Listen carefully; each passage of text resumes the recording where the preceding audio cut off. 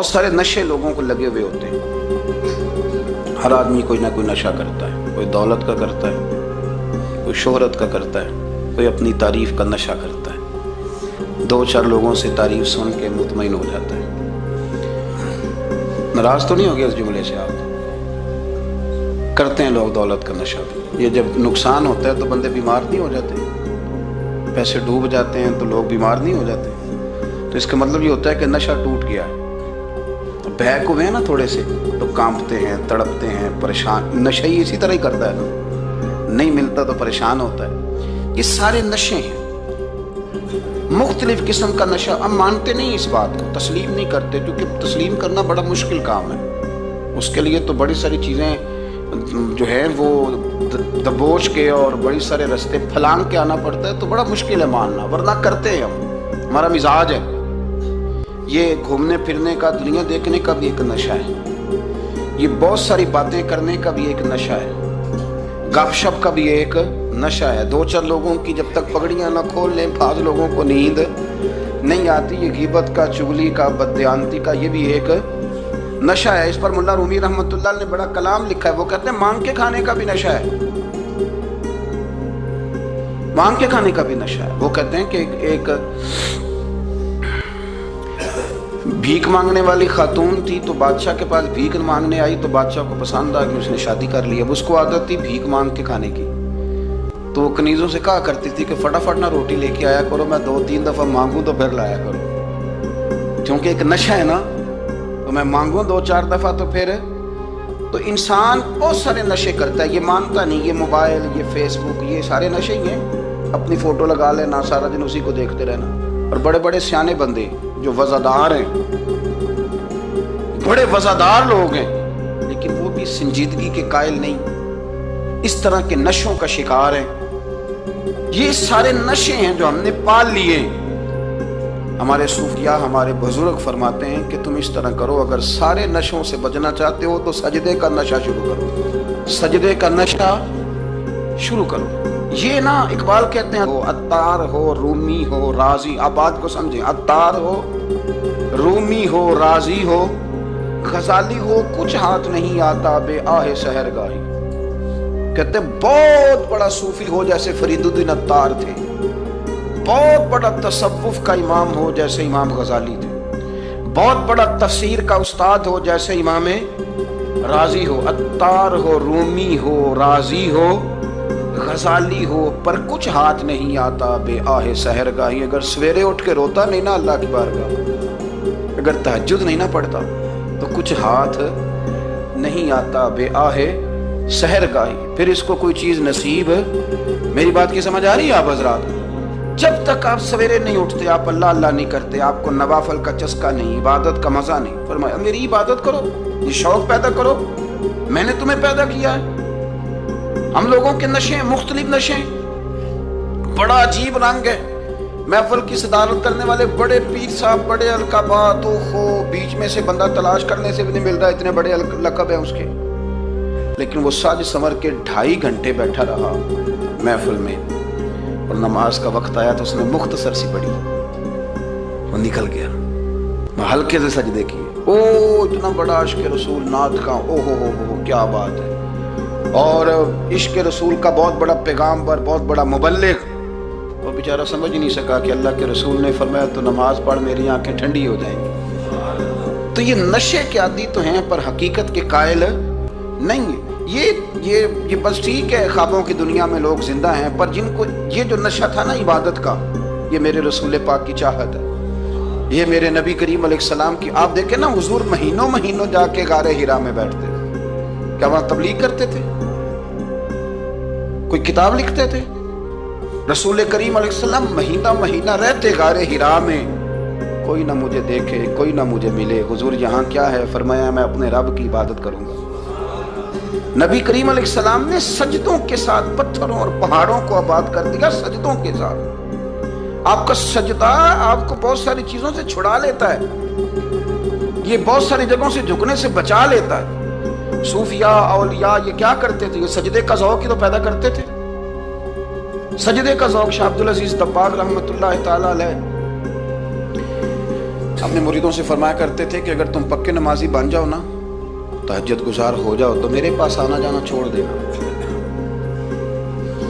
عرض کی حضور کیوں؟ فرمایا میں تمہارے اور رب رسول کے راستے میں رکاوٹ نہیں بننا چاہتا، اور میرا مقصود ہے تمہیں وہاں تک پہنچانا۔ جب پہنچ گئے تو پھر میری ضرورت ختم ہو گئی۔ ہاں کبھی وسوس آئے، شک پیدا ہو، تکلیف ہو تو آنا، ورنہ میں نہیں چاہتا کہ میں رکاوٹ بنا رہوں۔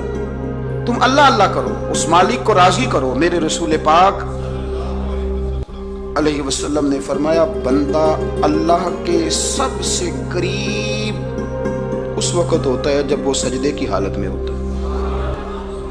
کس کے قریب ہوتا ہے؟ اللہ کے سب سے قریب ہوتا ہے، وہ بڑا نیڑے ہے رب کے، بڑا قریب ہے، اس لیے کہ وہ حالت سجدہ میں، وہ جب سجدے کرتا ہے نا اس کی بارگاہ میں جب جھک جاتا ہے۔ آپ ذرا سجدے کی کیفیت دیکھیں نا، زبان بھی یہاں ہے، آنکھ بھی یہاں ہے، کان بھی، عقل بھی ساری، اس نے سارا کچھ رکھ دیا سجدے۔ آپ وہ کبھی پیچھے جائیں تو دیہاتوں میں کہا جاتا تھا ناک سے نکیریں نکالو، بہت بڑی سزا ہوتی تھی نا، ناک سے نکیریں نکالو، بڑی سزا ہوتی تھی۔ تو اس نے کہا مالک مجھے کسی نے کہا نہیں، پر دیکھنا میں نے رکھ دی ساری عقل سجدے میں، اور رکھ کے کہا کیا؟ سبحان ربی یا اللہ، اللہ میں پست ہوں تو اعلیٰ ہے، اللہ تو میرا رب ہے اور تو سب سے اعلیٰ اتنا۔ اور فرمایا جب یہ اس کیفیت میں ہوتا ہے تو پھر یہ اپنے رب کے قریب ہوتا ہے۔ کثرت عبادت، نوافل۔ ہمارے ہاں عمرے کی قرآن اندازی محفلوں پہ ہونے لگ گئی ہے، حالانکہ حدیث سے ثابت نہیں۔ میں دوستوں سے کہتا ہوں جائز ہے، کرنی چاہیے، عمرے کی قرآن اندازی جائز ہے، پر کسی حدیث میں نہیں آئی کہ قرآن اندازی کرو عمرہ کرو۔ حدیث میں قرآن اندازی یہ آئی ہے کہ نبی پاک علیہ السلام نے فرمایا تمہیں پتہ چل جائے نا پہلی صف کا ثواب کتنا ہے، تم قرآن اندازی کرو۔ عمرے کی قرآن اندازی کا تو پوسٹر چھپتا ہے، تو یہ والی قرآن اندازی کب ہونی ہے؟ ہونی چاہیے کہ نہیں؟ حضور نے فرمایا تمہیں پتہ چلے کہ اس کا ثواب کتنا، تو تم قرآن اندازی کرو، تم قرآن ڈالو۔ جب آپ نماز پڑھ رہے ہوتے ہیں، جب آپ کا مصلی آباد ہوتا ہے، صلاح الدین ایوبی ایک بزرگ سے ملاقات ہو گئی، بیت المقدس پر قبضہ تھا عیسائیوں کا، تو صلاح الدین بڑے پریشان تھے۔ وہ بابا جی کہنے لگے پتر کیا ہوا؟ کہنے لگے حضور پتہ چلا ہے دشمن کے 2 بحری بیڑے اسلحہ لے کے آ رہے ہیں، مسلمان پہلے ہی کمزور ہیں، اور اب اگر 2 بحری بیڑے اور آ گئے تو حضور مسئلہ بن جائے گا۔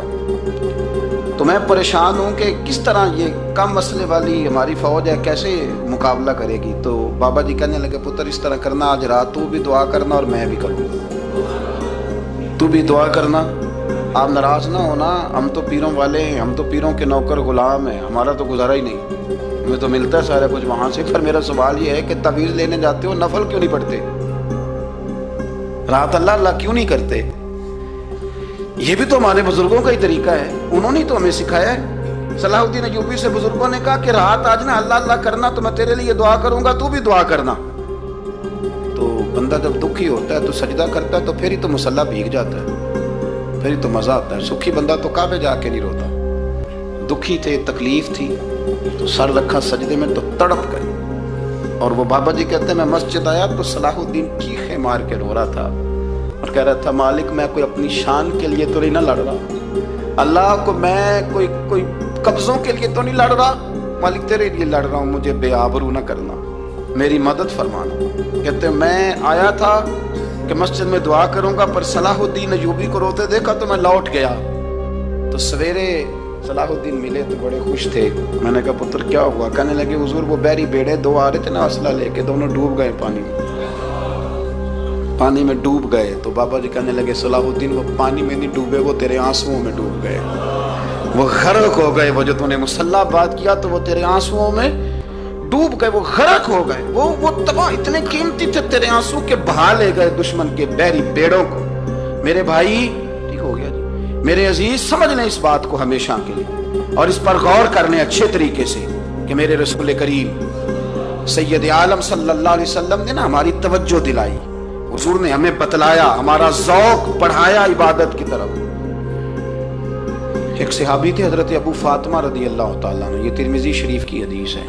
نبی پاک علیہ السلام نے فرمایا ابو فاطمہ قیامت کے دن مجھ سے جلدی ملنا چاہتے ہو کہ دیر کے ساتھ؟ تو کہنے لگے حضور کون ہوگا جو دیر سے ملنا چاہے گا؟ ہم نے تو جان دے دی وعدہ دیدار پر۔ اعلیٰ حضرت فرماتے ہیں جان دے دی وعدہ اور نقد اپنا دام ہو ہی جائے گا۔ مجھے لگتا ہے کہ یہ سودا نقد و نقد ہو جانا ہے، چونکہ ہم نے جان دے دی وعدہ دیدار پر۔ آپ نے وعدہ کیا تھا کہ مریں گے تو پھر زیارت ہوگی، تو مر گئے ہم زیارت کی خاطر۔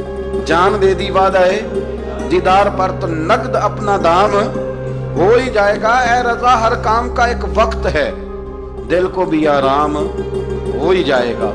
تو حضرت ابو فاطمہ رضی اللہ تعالیٰ عنہ سے نبی پاک صلی اللہ علیہ وسلم نے فرمایا جلدی ملنا چاہتے ہو کہ دیر سے؟ عرض کی حضور فٹافٹ ملنا ہے، میں نے قیامت کے دن آپ سے جلدی ملنا ہے۔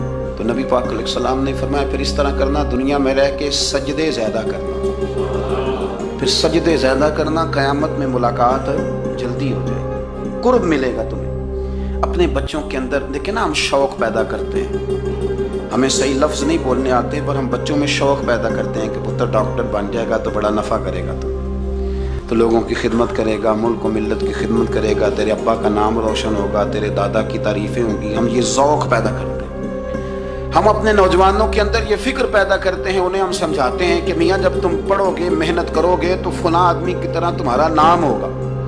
یہ جتنا ذوق ہم بچوں کے اندر ان چیزوں کا پیدا کرتے ہیں، ہمیں حکم ہے کسی طرح ہم ذوق پیدا کریں کہ پتر نماز پڑھے گا تو اللہ راضی ہو جائے گا، تو سجدہ کرے گا۔ دیکھیں نا میرے رسول کریم علیہ السلام نے فرمایا 7 سال کے بچے کو مسجد لے کے جاؤ، یعنی اسے شوق دلاؤ، اس کے اندر یہ خاصیت پیدا کرو کہ اس کا دل کرے مسجد میں جانے کا، اس کے اندر یہ خصوصیات لاؤ کہ وہ ہمارے ہاں نا ہر چیز کو پروموٹ کیا جا رہا ہے، ہر چیز کو، یعنی سر سنگیت سکھانے کے لیے اکیڈمیاں بن گئی ہیں، ہر شے پروموٹ ہو رہی ہے، عبادت کا جذبہ کم ہوتا جا رہا ہے، اللہ کا ذوق ہمارے اندر نہیں رہا۔ اور اتنا مشکل ہم نے اپنے لیے بنا لیا ہے کہ وہ بندہ جو بڑی زبردست مذہبی گفتگو کر رہا تھا اور تگڑی بات کر رہا تھا، کیا بات ہے، لیکن نماز کے بارے میں کمزوری دکھا جاتا ہے، نوافل کے بارے میں وہ چپکے سے نکل جاتا ہے،